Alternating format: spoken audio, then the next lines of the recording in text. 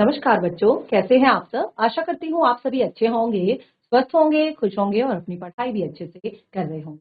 आप सभी जानते हैं मैं हूँ आप सभी का आईसीटी वर्ड पे है पढ़ने के लिए क्लास 8 की हिंदी। क्लास 8 की हिंदी में हम यहाँ पर पढ़ रहे हैं अपनी सेकंड बुक जिसका नाम है भारत की खोज और ये बुक लिखी गई है पंडित जवाहरलाल नेहरू। और आपने देखा कि अब तक हमने नेहरू जी द्वारा लिखी गई इस बुक से बहुत सारा ज्ञान अपने भारत के बारे में प्राप्त कर लिया है, अपने भारत के इतिहास के बारे में प्राप्त कर लिया है। क्योंकि जैसे कि इस बुक का नाम मैंने आपको बताया है भारत की खोज, यानी कि जब भारत की खोज हम कर रहे हैं तो उसके लिए हमें भारत के संपूर्ण इतिहास को जानना होगा।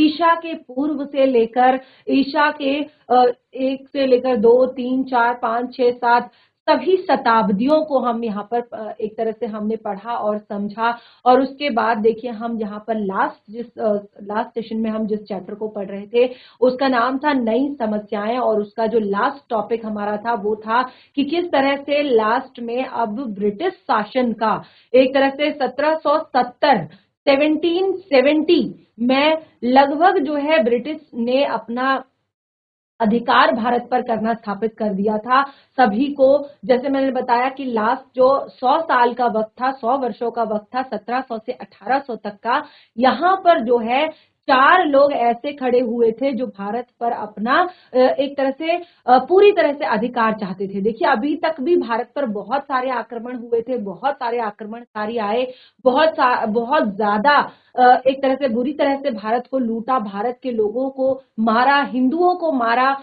और एक तरह से बहुत ही नरसंहार हुआ बहुत ही बुरी तरीके का। लेकिन अभी तक किसी का भी ये उद्देश्य नहीं था कि वो संपूर्ण भारत पर अपना शासन करे, कब्जा करे। और एक तरह से लास्ट में जो ब्रिटिश थे, जो अंग्रेज थे, उन्होंने एक तरह से क्या कर दिया था, गुलाम बना दिया था भारत को, यानी कि अपने अधीन कर लिया था। यहाँ की जो शासन व्यवस्था थी, यहाँ का जो एक तरह से हर चीज थी वो अपने अधीन उन्होंने कर ली थी। तो ये कैसे हुई शुरुआत, ये कैसे शुरुआत हुई थी, ये मैंने लास्ट सेशन में ही हमने शुरू कर दिया था कि किस तरह से उन्होंने शुरुआत में बिहार और बंगाल कुछ राज्यों को जो है जीतना शुरू किया। उसके बाद उन्होंने मराठों से भी लड़ाई की और मराठों को भी उन्होंने हराया। और उसके बाद उन्होंने किस तरह से संपूर्ण भारत पर धीरे धीरे अपना जो है कब्जा जमाना शुरू कर दिया था, अपना अधिकार जमाना शुरू कर दिया था। तो देखिए यहां तक जैसे मैंने आपको बताया कि यहां तक की तो बात थी कि अभी तक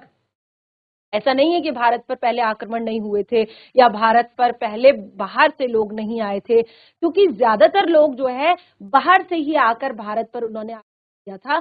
तो उन्हीं में से एक अंग्रेज भी थे, लेकिन जिन्होंने यहाँ पर क्या किया, एक तरह से भारत को अपने अधीन कर लिया, भारत पर अपना शासन जमाना शुरू कर दिया। तो देखिए ये आपका जो 6th चैप्टर है इसको हम यहाँ पर शुरू करने जा रहे हैं, ये इसी से रिलेटेड है जिसका नाम है अंतिम दौर 1। अभी देखिए जो इसका नेक्स्ट चैप्टर आएगा उसका नाम है अंतिम दौर 2। तो यहाँ पर देखिए क्या हुआ, क्या इस अंतिम दौर में था, वो हम इसका पहला टॉपिक यहाँ पर लेंगे। तो पहला टॉपिक देखिए क्या है कि भारत राजनीतिक और आर्थिक दृष्टि से। देखिए पहला जो था, जैसे मैंने कहा कि पहले जितने भी आक्रमण हुए उनमें सिर्फ हमारे देश को लूटा गया, मारकाट की गई, और भी बहुत सारी चीजें हुई, लेकिन कभी भी शासन या अधिकार करने का या एक तरह से गुलाम बनाने की बात वहां पर नहीं आई। ठीक है, लेकिन यहाँ पर पहली बार ऐसा हुआ था जब भारत राजनीतिक और आर्थिक दृष्टि से किसी अन्य देश का पुछल्ला बनता है। ठीक है, अन्य देश का पुछल्ला बन जा रहा है। तो वो हम यहाँ पर पढ़ेंगे कैसे हुई ये सारी चीजें। तो देखिए भारत में अंग्रेजी राज्य की स्थापना उसके लिए एकदम नई घटना। तो देखिए यहाँ पर क्या बताया कि भारत में अंग्रेजी राज्य की स्थापना उसके लिए एकदम नई घटना थी, जिसकी तुलना अन्य किसी राजनीतिक अथवा आर्थिक परिवर्तन से नहीं की जा सकती। तो जैसे पहले भी राजा हुए, बहुत सारे राजा हुए जो आपस में लड़ते थे, दूसरे राज्य को हड़पने के लिए दूसरे राज्य पर आक्रमण करते थे, दूसरे राज्यों को जीतते थे। तो ये सब चीजें पहले भी हुई थी, यानी कि राजनीतिक चेंज पहले भी आए थे और आर्थिक तो बहुत ज्यादा आए थे। आर्थिक परिवर्तन तो क्योंकि देखिए जैसे मैंने कहा कि बहुत सारे जैसे आपने देखा नीदर शाह जब आया था उसने कितनी ज्यादा लूट मार हमारे देश में मचाई थी। उसके बाद यहाँ पर महमूद गजनबी जो आया था उसने भी बहुत ज्यादा लूट मार मचाई थी।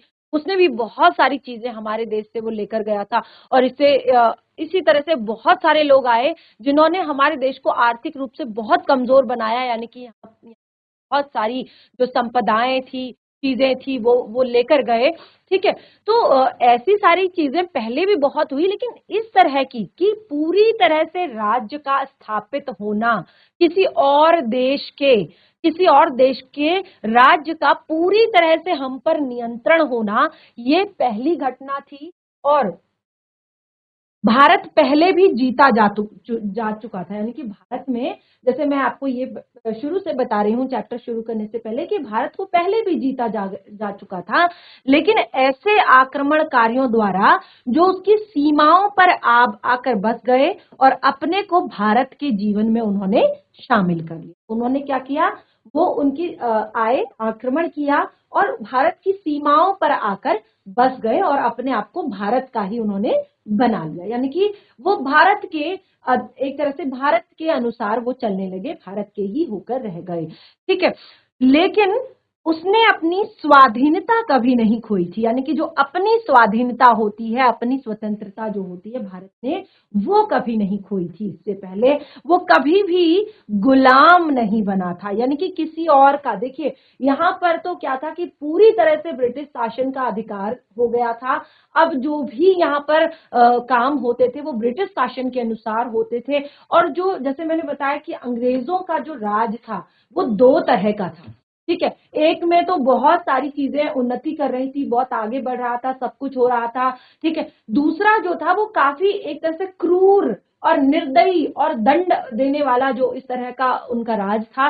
तो लगभग उन्होंने वही राज भारत पर चलाया था। तो भारत कभी भी ऐसी राजनीतिक और आर्थिक व्यवस्था में नहीं बंधा जिसका संचालन केंद्र उसकी धरती के बाहर हो। अब देखिए ये सारी चीजें, संचालन केंद्र उसकी धरती से बाहर हो, आप समझ पा रहे हैं इस बात को, कि भारत पर जो है ब्रिटिश शासन का अधीन था। अब देखिए जैसे हमारा भारत है, हमारा भारत की राजधानी जो है वो दिल्ली है, और वो हमारा क्या है, हमारे देश की राजधानी है, केंद्र का हमारा वो प्रदेश है। और वहां पर क्या होता है कि जितने भी हमारे निर्णय लिए जाते हैं, जो भी हमारे देश के हित में होते हैं, हमारे देश के लिए जरूरी होते हैं, जो भी चीजें, ठीक है, जो भी अच्छे बुरे जैसे भी निर्णय लिए जाते हैं वो केंद्र से लिए जाते हैं। ठीक है ना, और ये क्या है, ये हमारे देश का ही है और हमारे देश के लोगों द्वारा ही स्थापित किया गया है, और जिसको बनाने वाले, इसको चलाने वाले सब हमारे देश के लोग ही हैं।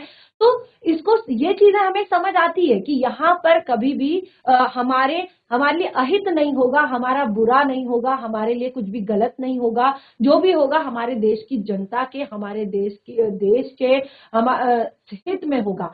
लेकिन यहाँ पर जो एक तरह से यहाँ पर जो राजनीति चल रही थी और जो ये राजनीतिक व्यवस्था जो चल रही थी, आर्थिक व्यवस्था ऐसी जो चल रही थी, इसका संचालन हमारे देश की धरती नहीं थी, यानी कि इसका संचालन यहाँ से नहीं हो रहा था, बल्कि इसका संचालन इंग्लैंड से हो रहा था।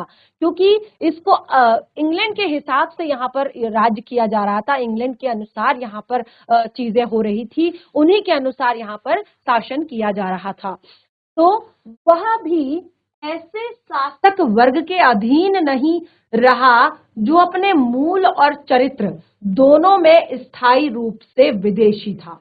और कभी भी हमारा शासन जो है ऐसे व्यक्ति के हाथ में नहीं गया, ऐसे इंसान के हाथ में नहीं गया कि जिसका मूल और जिसका चरित्र, ठीक है, जिसका मूल और जिसका चरित्र दोनों स्थायी रूप से विदेशी थे। ऐसे इंसान, देखिए जब भी हमारा कोई इंसान, हमारे देश का इंसान हमारे जैसा इंसान अगर कोई भी किसी भी बड़े पद पर है, अगर वो कुछ चला रहा है, शासन चला रहा है, ठीक है, तो वो हमारी देश की जनता की भावनाओं को समझेगा, क्योंकि उसको पता है यहाँ का एनवायरनमेंट कैसा है, उसको पता है यहाँ की परिस्थितियां कैसी हैं, उसको पता है यहाँ के लोगों की सिचुएशंस क्या है, कैसे यहाँ पर लोग सरवाइव करते हैं, कैसे क्या क्या चीजें यहाँ पर होती है, तो उसके जो भी निर्णय होंगे, जो भी डिसीजन होंगे, और एक तरह से क्योंकि वो हमारे देश का है, तो वो अपने देश की जनता के साथ भावनात्मक रूप से भी जुड़ा होगा,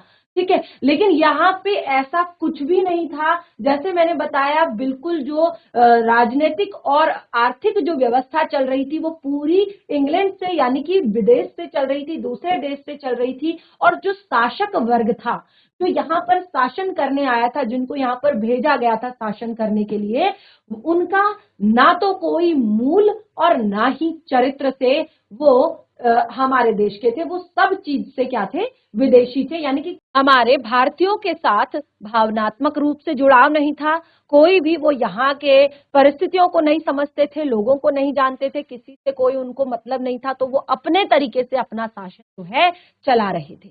अब देखिए, उनके लिए ये जो, जैसे हमने शुरुआत में बताया कि आपको पता है कि जो ये अंग्रेज हमारे भारत में आए, ये सबसे पहले सन 1600 में ईस्ट इंडिया कंपनी के एक तरह से बहाने से आए, यानी कि व्यापार के बहाने से ये आए। तो इन्होंने इस देश को केवल और केवल यही समझा हुआ था और यहाँ के लोगों को अपना एक तरह से गुलाम समझा।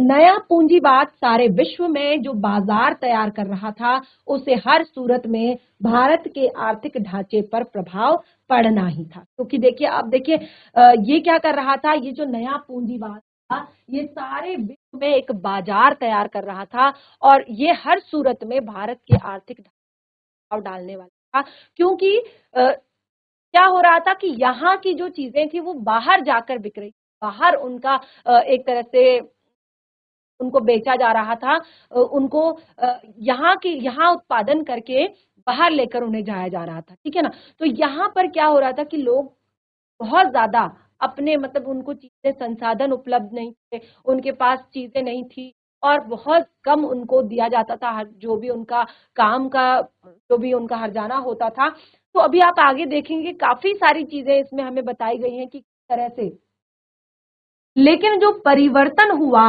वह स्वाभाविक नहीं था। अभी जो परिवर्तन हो रहा था, ये बिल्कुल भी जो हमारे देश में जो परिवर्तन, जो गरीबी आ रही थी, जो लोग एक तरह से, लोगों को इस तरह से दबाया जा रहा था, कुचला जा रहा था, लोगों को गुलाम बनाया जा रहा था, अधीन किया जा रहा था, और उस वजह से जो भी परिवर्तन आ रहे थे, ये बिल्कुल स्वाभाविक नहीं थे। क्यों स्वाभाविक नहीं थे? क्योंकि ये सारी चीजें जानबूझकर हो रही थी, ये सारी चीजें बिल्कुल सोच समझकर की जा रही थी। उसने भारतीय समाज के पूरे आर्थिक और संरचनात्मक आधार का विघटन कर दिया। धीरे धीरे जो हमारा भारतीय समाज था, इसके संरचनात्मक और आर्थिक आधार का बिल्कुल विघटन कर दिया, यानी कि सबको क्या कर दिया, धीरे धीरे धीरे धीरे खत्म कर दिया। यह ऐसी व्यवस्था थी जिसका संचालन बाहर से होता था, जो उस पर लाद दी गई थी। भारत ब्रिटिश ढांचे का औपनिवेशिक और खेतीहर पुछला बनकर रह गया था। देखिए, हमारे देश को कृषि प्रधान देश कहा जाता है, आप सभी, एक कृषि प्रधान देश है।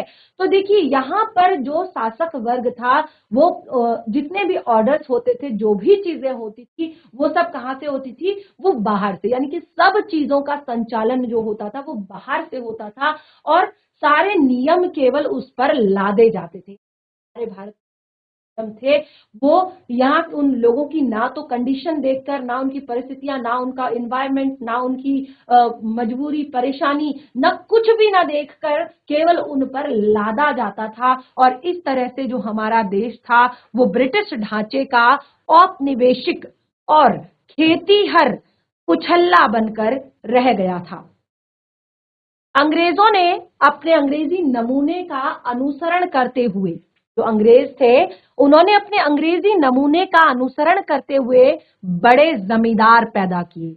अब देखिए, जिस तरह से उनके नियम होते थे ना, वो नियम उन्होंने यहाँ पर बनाए। आपने देखा होगा कि हिंदी में हमने बहुत सारी ऐसी कविताएं पढ़ी हैं जब हमारा देश आजाद भी हो गया था, जब हमारा देश एक तरह से जब आजाद नहीं हुआ था उससे पहले तो परेशानी थी ही थी, लेकिन जब हमारा देश आजाद हो चुका था उसके बाद भी कितनी दिक्कतें थी, कितनी परेशानियां थी, किस तरह से जो बड़े बड़े जमींदार होते थे वो किसानों को तंग किया करते थे, उनसे कर लिया करते थे, उनको जितना भी वो एक तरह से ब्याज में जो राशि दिया करते थे, पैसे दिया करते थे, उससे वो दुगना तिगना ब्याज वसूला करते थे। तो एक तरह से ये जो चीजें जो हमारे देश में कभी थी नहीं, ये सब अंग्रेजों ने स्टार्ट की थी। उनके तौर तरीके थे, उन्होंने अपने नियमों का अनुसरण करते हुए, अपने अंग्रेजी नमूनों का अनुसरण करते हुए यहाँ पर उन्होंने बड़े बड़े जमींदार खड़े किए।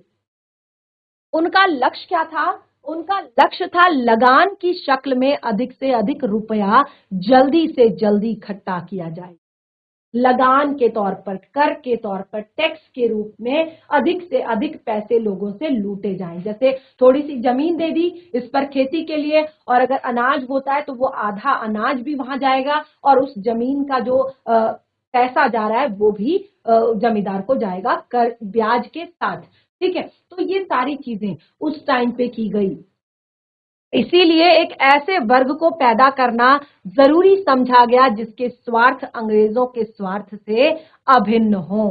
ठीक है ना, जिसके स्वार्थ अंग्रेजों के स्वार्थ से अभिन्न हो। अब देखिए यहाँ पर दो चीजें हैं, भिन्न और अभिन्न। भिन्न का मतलब होता है अलग और अभिन्न का मतलब होता है सेम। ठीक है, तो ऐसे लोगों को खड़ा किया जाए, एक ऐसे वर्ग को खड़ा किया जाए, जमींदार वर्ग, ठीक है, उसको खड़ा किया जाए कि जिससे क्या हो, जिसका स्वार्थ जो हो वो अंग्रेजों के स्वार्थ से अभिन्न हो, यानी कि अंग्रेजों के स्वार्थ के जैसा ही हो। तो यानी कि उसका काम यही हो कि वो लोगों को पैसा दे, वो किसानों को कर्ज दे, वो लोगों को एक तरह से ब्याज में पैसा दे और उसके बदले हर चीज का कर उठाए, हर चीज पर टैक्स लगाए, हर चीज पर लगान वसूले। तो ये उस टाइम पे शुरू हुआ था। ब्रिटिश शासन ने इस तरह अपनी स्थिति को सुदृढ़ किया। इस तरह से ब्रिटिश शासन जो है, क्योंकि उनके पास बिल्कुल जो लोग थे, जितना जैसे भी वो मेहनत करके, मजदूरी करके, खेती करके जितना भी वो रुपया, पैसा, अनाज, धन, सब कुछ जो इकट्ठा करते थे, वो क्या करते थे, ब्रिटिश शासन को कर के रूप में, टैक्स के रूप में दे दिया करते थे। और इस व्यवस्था में जमींदार थे, राजा थे, सरकार के विभिन्न महकमों में पटवारी थे, गांव के मुखिया से लेकर ऊपर तक के कर्मचारियों की बहुत बड़ी संख्या थी। और इन सब में क्या थे, जो कुछ जमींदार लोग थे, राजा थे, और जो सरकार के अलग अलग महकमों के जो पटवारी थे, और गांव का जो मुखिया होता था, और ऊपर तक के जो बहुत सारे कर्मचारी होते थे, उनकी ढेर सारी संख्या इसमें होती थी। ठीक है, सरकार के दो ही खास महकमे यहाँ पर इन्होंने उस टाइम पे, एक था माल गुजारी वाला और एक थी पुलिस। ठीक है, यहाँ पर क्या था, एक इन्होंने दो ही यहाँ पर महकमे आए, एक था माल गुजारी वाला और एक थी पुलिस। इन दोनों के ऊपर हर जिले में एक कलेक्टर या जिला मजिस्ट्रेट होता था। शासन की धुरी था। इस तरह से भारत को साम्राज्यवादी उद्देश्यों के लिए बिना कुछ भुगतान किए अड्डे की तरह इस्तेमाल किया ही गया। इसके अलावा उसे इंग्लैंड में ब्रिटिश सेना के एक हिस्से के प्रशिक्षण का खर्च भी उठाना पड़ा। इसके देखिए यहाँ पर उन्होंने उसे एक अड्डे की तरह तो इस्तेमाल किया ही किया, यानी कि रहने का जो स्थान था उनका परमानेंट अड्डा ये बन चुका था। और यहाँ से वो बहुत सारा पैसा, बहुत सारा सामान, बहुत सारी चीजें जो है एक तरह से भारत विदेश भेजा करते थे।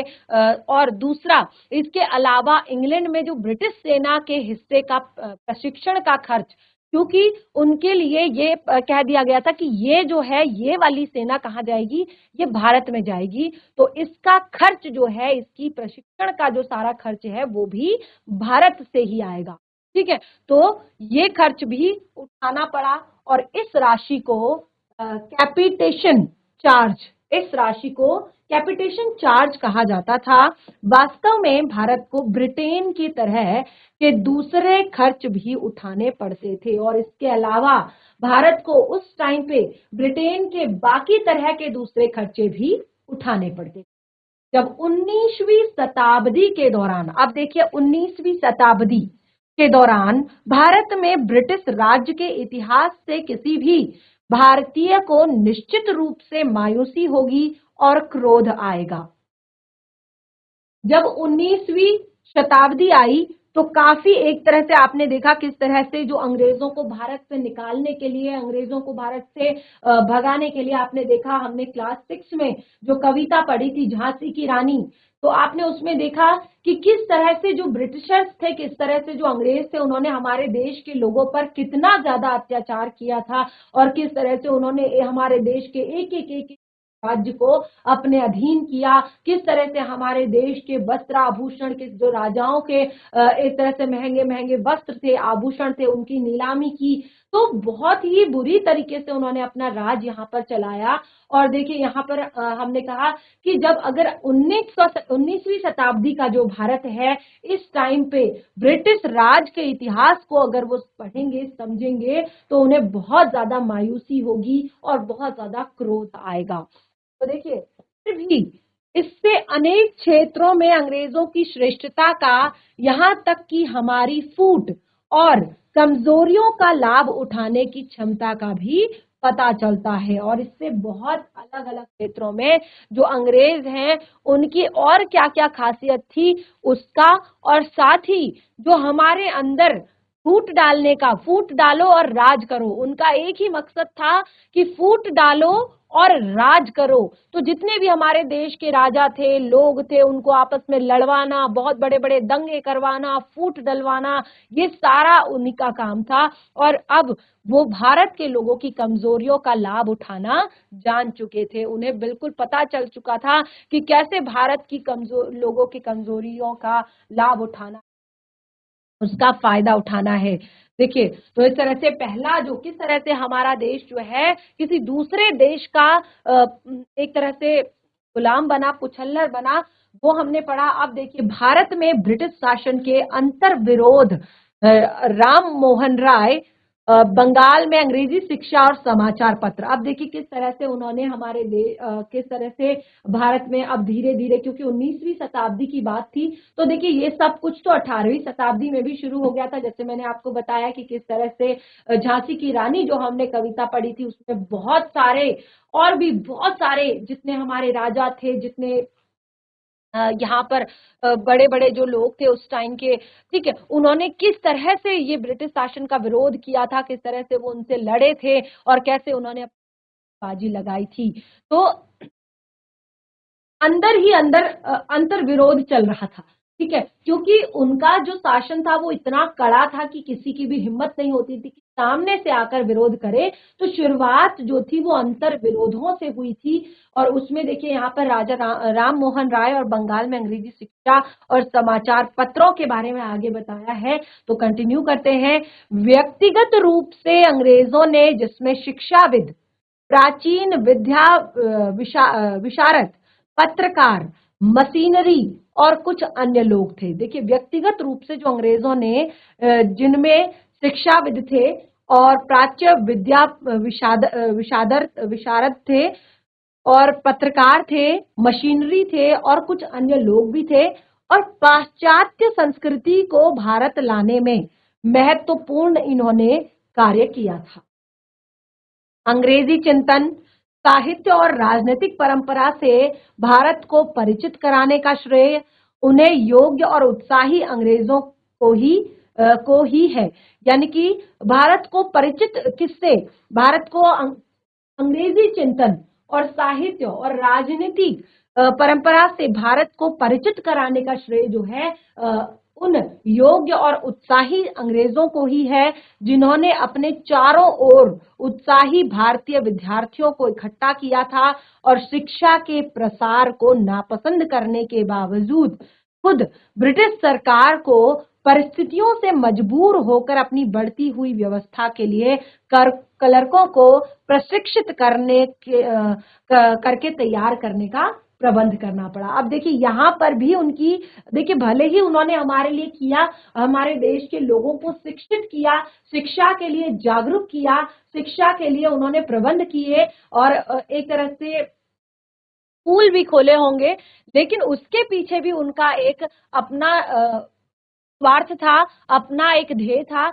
कि वो क्या चाहते थे कि यहाँ पर जब उनकी बढ़ रही थी अर्थव्यवस्था, जब वो यहाँ पर उनका अच्छा व्यापार चल रहा था, अच्छा सब कुछ मैनेज हो रहा था, सब चीजें चल रही थी, लोग उनका कहा मान रहे थे और जो अंतर विरोध थे उनको धीरे धीरे दबाया जा रहा था, किस तरह से अपने राज्य को बढ़ाया जा रहा था, तो उनको अपनी इस व्यवस्था को ठीक करने के लिए, अपनी इस व्यवस्था को बनाए रखने के लिए कलरकों को प्रशिक्षित यानी कि कलर्क रखने की जरूरत थी। अब देखिए किसी भी चीज को अगर आपको चलाना है तो उसके लिए आपको एक मैनेजमेंट तैयार करना होता है, आपको वहां पर हर तरह के लोग बिठाने पड़ते हैं, एक ऊंचे लेवल पर, एक नीचे लेवल पर, जो साथ मिलकर काम करते हैं और एक अच्छा सा क्या करते हैं, प्रबंधन को चलाते हैं, एक अच्छे से मैनेजमेंट को, एक अच्छी सी संस्था को जो है चलाते हैं। तो यहाँ पर उनकी एक चाल थी कि वो बहुत सारे कलरकों को प्रशिक्षित करें, ताकि ये जो बढ़ती हुई व्यवस्था है, ये जो बढ़ती हुई अर्थव्यवस्था है, इसको क्या किया जाए, अच्छे से संभाला जाए, अच्छे से इसको रखा जाए। तो उन्होंने हमारे देश के जो उत्साही लोग थे, जो जिनको शिक्षा का पढ़ने का शौक था, जिनको नहीं भी था उनके लिए भी उन्होंने किया, और जिनको पढ़ने का शौक था उनको भी वो आगे लेकर आए, एक मंच पर एकत्रित किया, यानी कि उनको और ज्यादा प्रोत्साहित किया पढ़ने के लिए, ठीक है ना। इसलिए धीरे धीरे शिक्षा का प्रसार होने लगा, और देखिए ये फायदा हुआ कि इससे धीरे धीरे शिक्षा का प्रसार होने लगा, और यह शिक्षा भी सीमित थी और गलत ढंग की भी। देखिए क्योंकि देखिए अब ये तो फायदे के लिए दी जा रही थी, है ना। अब देखिए कोई भी इंसान यदि किसी फायदे के लिए किसी भी शिक्षा को ग्रहण करता है तो कभी भी वो बहुत हद तक सही नहीं होती, कि अगर आपके लिए फायदेमंद है और दूसरे के लिए नुकसानदायी है तो वो बहुत ज्यादा सही नहीं होती है। तो ये शिक्षा भी सीमित थी, यानी कि बिल्कुल उनको उतना ही सिखाया जाता था, उतना ही पढ़ाया जाता था कि जितना उनके काम आए, ठीक है ना, जितना कि वो यहाँ पर काम में ला सके, और गलत ढंग से उनको ये शिक्षा दी जाती थी। फिर भी उसने नए और सक्रिय विचारों की दिशा में दिमाग की खिड़कियों और दरवाजे खोल दिए। धीरे धीरे परिवर्तन होने लगा और आधुनिक चेतना का प्रसार हुआ। अब देखिए क्योंकि शिक्षा, ज्ञान जो जब कभी इंसान को मिल जाता है तो ज्ञान क्या करता है, ज्ञान हमेशा उस जो एक अंधकार है उससे जो है हमें आगे बढ़ने की चेतना देता है। तो यही यहाँ पर हुआ कि धीरे धीरे जो है सक्रिय विचारों की जो दिमाग की खिड़कियां खुद सक्रिय विचारों की दिशा में, कि किस तरह से अब अपने आप को एक तरह से अपने पैरों पर, कब तक हम दूसरों के अधीन चलेंगे, कब तक हम दूसरों के कहने पर चलेंगे, अपने आप को इतना हमने सक्षम बनाना है कि हम खुद के हिसाब से चल सके। इस तरह के विचारों का जो है विचारों की दिशा में खिड़कियां और दरवाजे थोड़ा सा खोल दिए गए, और धीरे धीरे फिर परिवर्तन हुआ और आधुनिक चेतना का प्रसार हुआ।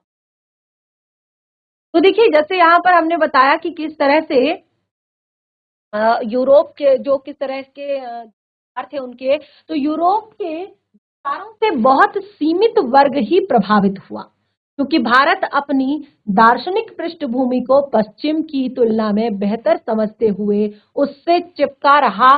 पश्चिम का वास्तविक आघात और प्रभाव जीवन के व्यवहारिक पक्ष पर हुआ, ठीक है। अब देखिए यूरोपीय विचारों से बहुत ही सीमित वर्ग प्रभावित हुआ, क्योंकि जैसे मैंने कहा कि जो उत्साही थे, जो जिनको पढ़ने का या शौक होता है, जैसे किसी भी इंसान को किसी चीज का शौक होता है या किसी चीज का होती है तो वो क्या करता है, उस दिशा में आगे बढ़ता है, ठीक है ना। तो यहाँ पे जिन लोगों को बड़े बड़े कलेक्टर बनने का या इस तरह से लोगों पर अपना हुक्म चलाने का, लोगों को अपने नीचे एक तरह से रखने का, तो उन्होंने क्या किया, इस तरह से जो ऐसे लोग थे वही थोड़ा सा प्रभावित हुए। लेकिन क्योंकि भारत जो है अपनी दार्शनिक पृष्ठभूमि को, यानी कि जो हमारा भारतीय दर्शन है उसको पश्चिम की तुलना में यानी कि जो पश्चिमी जो सभ्यता है उसकी तुलना में बेहतर समझता है और उससे हमेशा चिपका रहा, यानी कि अपनी पृष्ठभूमि पर हम अपनी सभ्यता संस्कृति से वो जुड़ा रहा। तो पश्चिम का वास्तविक आघात जो है वो प्रभाव तो जीवन के केवल व्यवहारिक पक्ष पर हुआ। नई तकनीक आई, रेलगाड़ी, छापा खाना, दूसरी मशीनें, युद्ध के अधिक कारगर तरीके, यह सब ऐसी बातें थी जिनकी उपेक्षा नहीं की जा सकती, यानी कि ये बातें जो है जरूरी थी, इनकी उपेक्षा नहीं की जा सकती।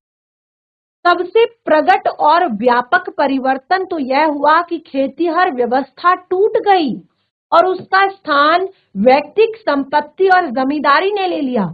अब देखिए खेतीहर व्यवस्था जो थी कि जैसे होता है ना कि हमारी पर्सनल जमीन है और हम उस पर खेती कर रहे हैं, जो अनाज उग रहा है हम उसका प्रयोग अपने ढंग से कर रहे हैं, तो ये व्यवस्था जो है ये टूट गई और उसका स्थान जो है व्यक्तिक संपत्ति, यानी कि जो ऐसा हो गया कि जमीनें बट गई, पर्सनल हो गई कि इसकी इतनी जमीन है, इसकी इतनी जमीन है और बाकी सब जमीनें जो है वो किसकी है, जमींदारों की है। किसकी है, जमींदारों की है। ठीक है ना, तो उसने ले ली। मुद्रा केंद्रित अर्थव्यवस्था का चलन हुआ। मुद्रा केंद्रित अर्थव्यवस्था, पहले क्या था कि जो अर्थव्यवस्था थी या लोगों के बीच जो आय एक तरह से लेने देना चलता था, वो कैसे चलता था कि अगर मेरे घर में चावल है, आपके घर में गेहूं है, तो अगर आपको चावल की जरूरत है तो मैं आपको चावल दूंगी और आप मुझे गेहूं देंगे।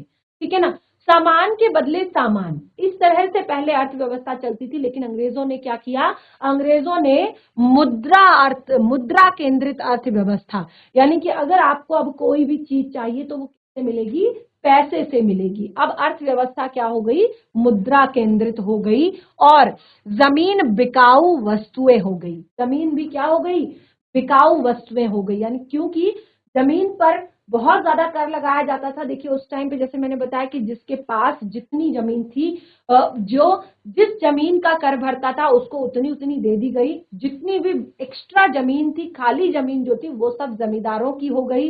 और अब क्या हुआ, वो एक बिकाऊ वस्तु बन गई। जिसको और एक्स्ट्रा चाहिए वो खरीद लेगा। ठीक है ना, जिसको अपने से थोड़ा भी ज्यादा चाहिए वो खरीद लेगा। तो बिकाऊ वस्तु बन गई। देश के किसी और बड़े हिस्से की अपेक्षा बंगाल ने बहुत पहले इन परिवर्तनों को देखा। क्यों देखा, क्योंकि मैंने आपको शुरुआत में ही बताया था, सन 1770 सबसे पहले अंग्रेजों ने जिसको जीता था वो था बंगाल, 1770, और उसके बाद बिहार। यहां से अंग्रेजी शासन की शुरुआत कह सकते हैं, ये मैंने आपको बताया था लास्ट सेशन में। तो सबसे पहले ये परिवर्तन जो देखे थे, ये किसने देखे थे, बंगाल ने ये परिवर्तन सबसे पहले देखे थे और इसको अनुभव भी किया था, फील किया था। क्योंकि बंगाल में ब्रिटिश शासन 50 वर्ष पहले ही स्थापित हो चुका था। बंगाल में जो ब्रिटिश शासन था वो लगभग 50 वर्ष पहले ही स्थापित हो चुका था पूरी तरह से। ठीक है ना, तो 18वीं शताब्दी में बंगाल में एक और अत्यंत प्रभावशाली व्यक्तित्व का उदय हुआ। अब 18वीं शताब्दी जो थी, ठीक है, 18वीं शताब्दी में बंगाल में एक अत्यंत प्रभावशाली व्यक्तित्व का उदय हुआ और ये थे राजा राम मोहन राय। ये कौन थे, ये थे राजा राम मोहन राय। वे एक नए ढंग के व्यक्ति थे जिनमें प्राचीन और नवीन का मेल था। यानी कि ये एक ऐसे व्यक्ति थे जो नए विचारों के भी थे और प्राचीन जो देखिए उस टाइम पे राजाओं का युग था, ये आपको पता है। ठीक है, और उसमें थोड़ा बहुत नई विचारधारा भी थी, नवीन भी थे, नवीन ज्ञान भी था और प्राचीन चीजें भी थी। ठीक है, पुरानी चीजों को भी मानते थे। तो भारतीय विचारधारा और दर्शन की उन्हें बहुत ही गहरी जानकारी। वे संस्कृत, फारसी, अरबी के विद्वान थे और उस हिंदू मुस्लिम संस्कृति की उपज थे जो उस समय भारत की सुसंस्कृत वर्ग के लोगों पर छाई हुई थी। जैसे मैंने आपको शुरुआत में बताया कि इस्लाम धर्म कैसे आया था। इस्लाम एक धर्म के रूप में यहाँ पर आया था और उसने जब वो यहाँ पर आया तो लोगों ने उसका स्वागत किया, यानी कि लोगों ने कभी भी उसका विरोध नहीं किया क्योंकि वो एक धर्म के रूप में आया था। जैसे हमने कहा कि हमारा हिंदू धर्म जो है वो बहुत ही ज्यादा लचीला, बहुत ही ज्यादा फ्लेक्सिबल है, किसी कोई भी कट्टरता इसमें नहीं है, यानी कि ये कभी भी किसी को भी किसी चीज के लिए बहुत ज्यादा प्रेशर नहीं करता, बहुत ज्यादा रोकता नहीं है, बहुत ज्यादा टोकता नहीं है। तो यहाँ भी ऐसे ही हुआ, जब इस्लाम धर्म आया तो उस टाइम पे जो हमारे भारतीय थे उन्होंने जब इस्लाम के धर्म गुरु आए, उन्होंने धर्म का प्रचार करना यहाँ पर शुरू किया, मस्जिदें बनाई। तो उस टाइम पे भी यहाँ पर जो है बिल्कुल आराम से इनको रखा जाता था, सारे त्योहार साथ में मनाए जाते थे। तो बिल्कुल उसी तरह के ये व्यक्ति थे, हिंदू मुस्लिम संस्कृति की उपज थे ये, और उस समय भारत के सुसंस्कृत वर्ग के लोगों पर ये छाई हुई थी। ठीक है, तो देखिए हमने यहाँ पर काफी सारी चीजें पढ़ी अभी तक अपने भारत के बारे में, और आपने देखा कि किस तरह से जब ब्रिटिश शासन का जो है हम पर अधिकार हुआ, किस तरह से उन्होंने हमारे भारत की पूरी जो अर्थव्यवस्था थी, पूरी जो राजनीतिक व्यवस्था थी, उसको कैसे परिवर्तित कर दिया, कैसे चेंज कर दिया। और इसमें काफी सारी चीजें ऐसी हैं जो अभी आपने आगे पढ़नी है, क्या कुछ इसके बाद हुआ और किस तरह से क्योंकि देखिए ये हमारा जो चैप्टर है ये लगभग हम अंतिम दौर के बारे में पढ़ रहे हैं, यानी कि लास्ट जो हमारा 19वीं शताब्दी के बारे में हम है। तो इसमें काफी सारी चीजें हैं जिसको हमने आगे कंटिन्यू करना है।